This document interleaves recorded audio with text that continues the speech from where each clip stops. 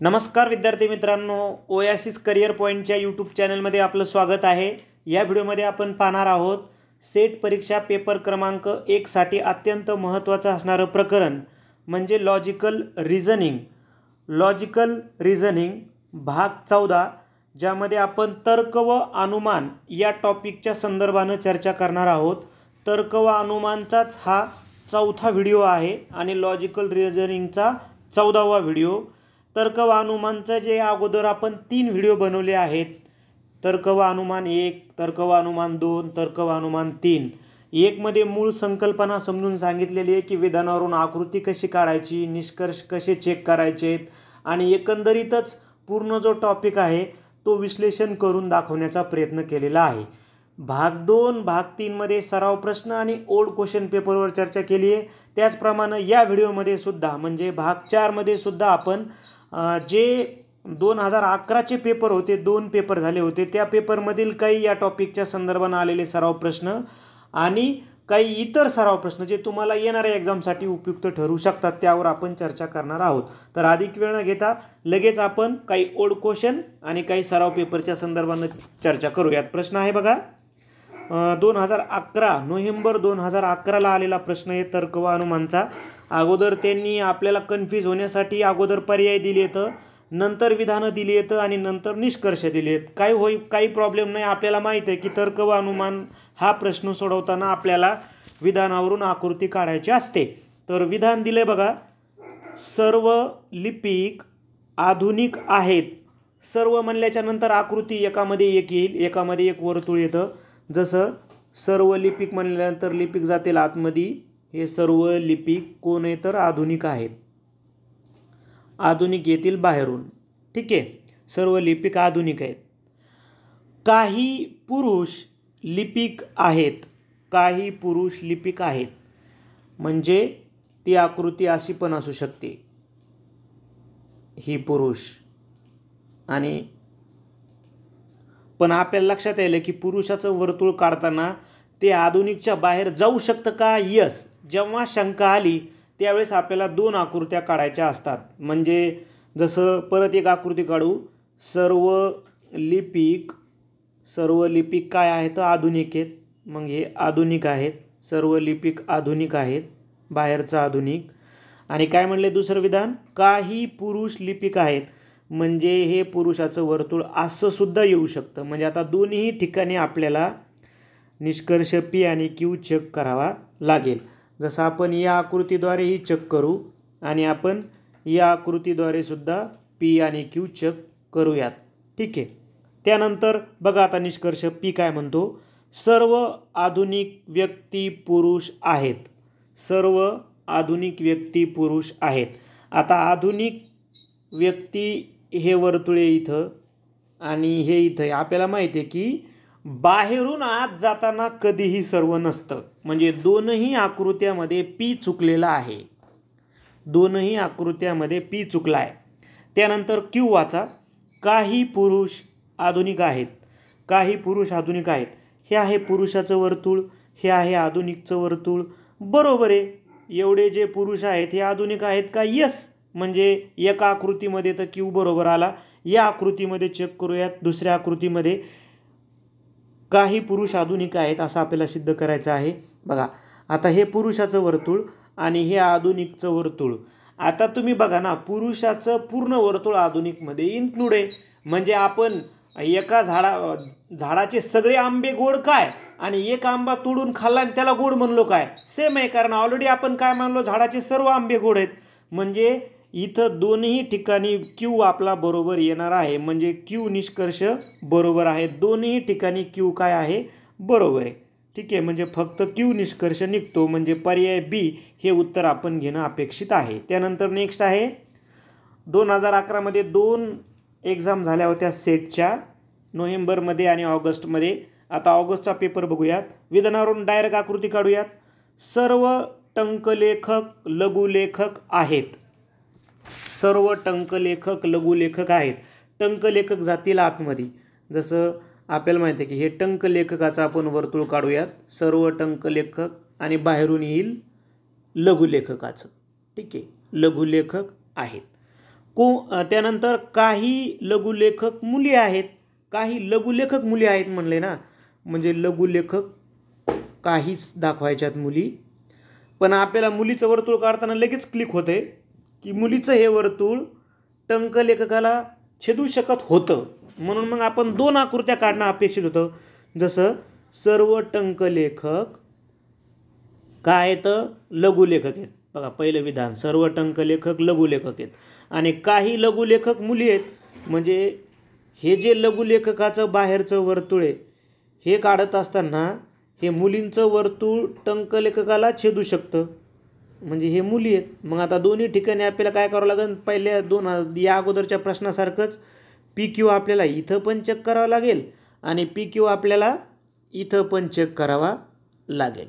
ठीक आहे, करूयात आपण. पी काय म्हणते बघा, काही टंकलेखक मुली आहेत. आता काही टंकलेखक बघा, इथं टंकलेखकाचं वर्तुळ हे मुलींचं वर्तुळ, म्हणजे इथं पी रॉंग आहे. हा या आकृतीमध्ये पी रॉंग आहे.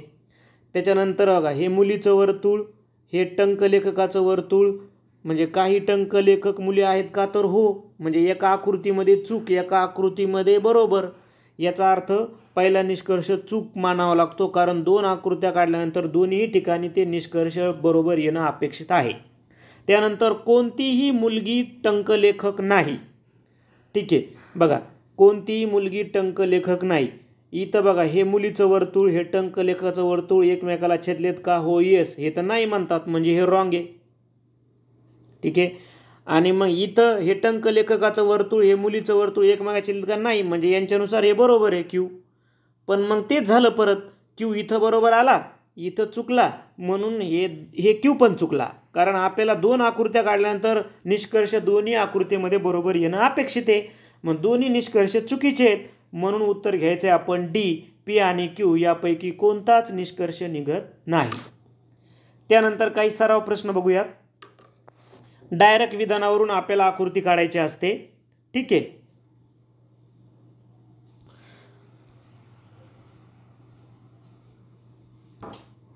विधान काय दिले बघा. इथं आपल्याला विधान काय म्हणते, काही मांजरी कुत्री आहेत. विधानावरून आकृती काढायची. प्रश्न कितीही मोठा असू देत, सूचना मोठी असते तर्क वानामानाची, त्याला घाबरायचं नाही.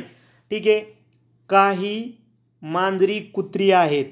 ठीक आहे, काही मांजरी कुत्री आहेत.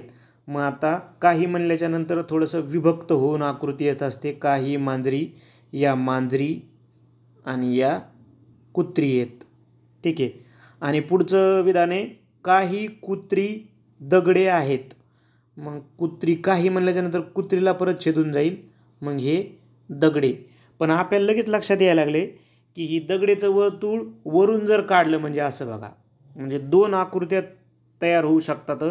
म्हणजे बघा इथं काही मांजरी कुत्री आहेत, या मांजरा, या कुत्री, आणि ही काही कुत्री दगडे म्हणलं ना, हे दगडे.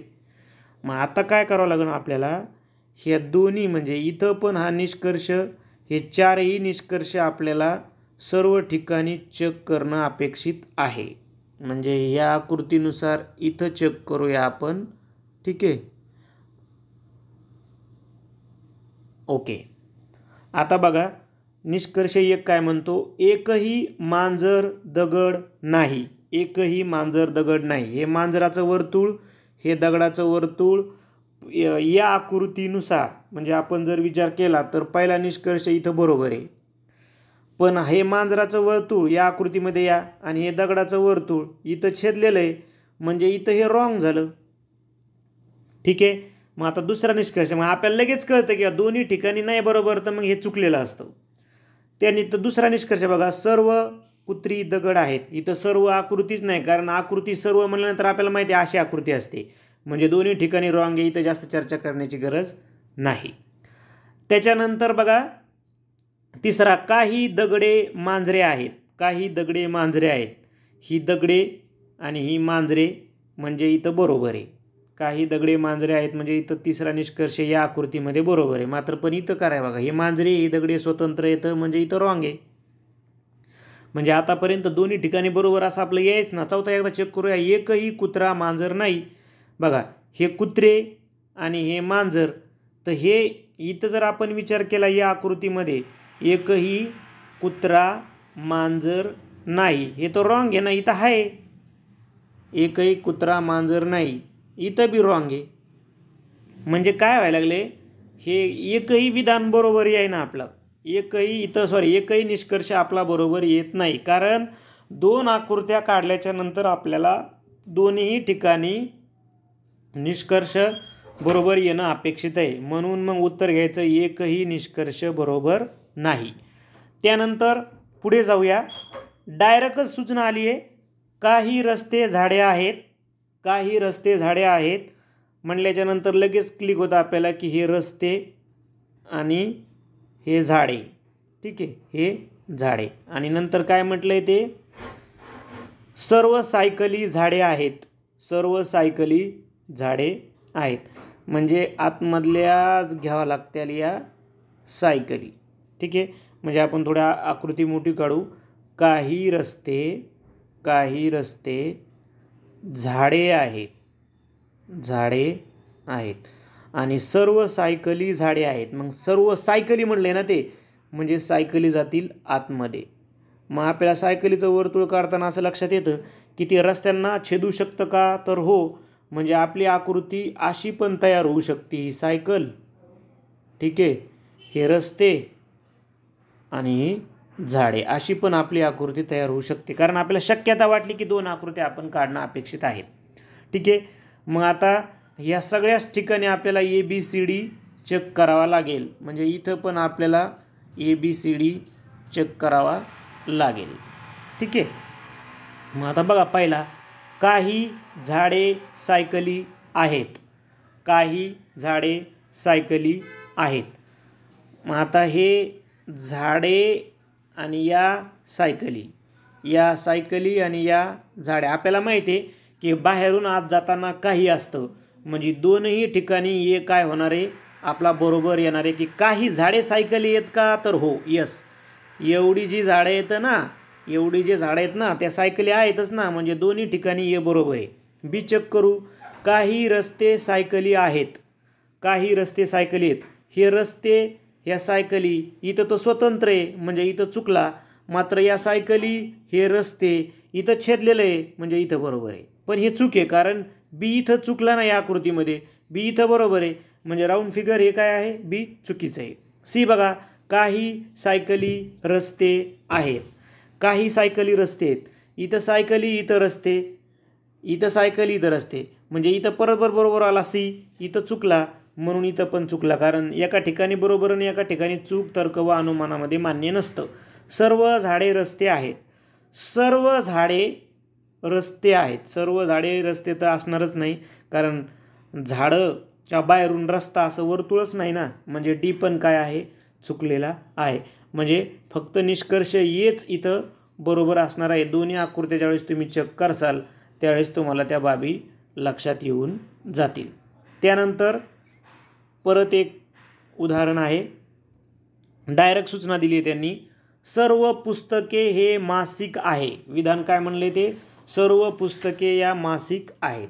मग आता सर्व पुस्तके मासिक आहेत म्हणल्यावर ही पुस्तके आणि बाहेरून येईल मासिके. त्याच्यानंतर दुसरं विधान आहे, सर्व डायरी या मासिक आहेत.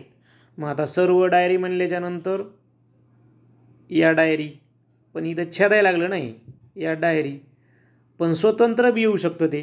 म्हणजे असं बी येऊ शकतं, ही पुस्तके, या डायरी आणि हे आपलं पहिल्यासारखंच हे मासिके. म्हणजे अशा पद्धतीनं आपला निष्कर्ष येऊ शकतो. म्हणजे इथं काय करावं लागेल आपल्याला, दोन्ही ठिकाणी निष्कर्ष 1 आणि निष्कर्ष 2 चेक करावं लागेल. हे झाले आपल्या दोन आकृत्या अंदाजित. ठीक आहे, निष्कर्ष काय म्हणतो पहिला, सर्व मासिके हे पुस्तके आहेत, सर्व मासिके ही पुस्तके आहेत. सर्व मासिके तर बाहेरून वर्तुळ आहे ना, बाहेरून आत जाताना सर्व नसतं, काही असतं. म्हणजे दोन्ही ठिकाणी पहिला निष्कर्ष चुकलेला आहे. त्यानंतर दुसरं बघा, काही डायरी या पुस्तके असण्याची शक्यता आहे म्हटले. आता इथं थोडंसं बघा, तर्क व अनुमान, मग इथं आपण अनुमानावर जास्त भर देणं अपेक्षित आहे.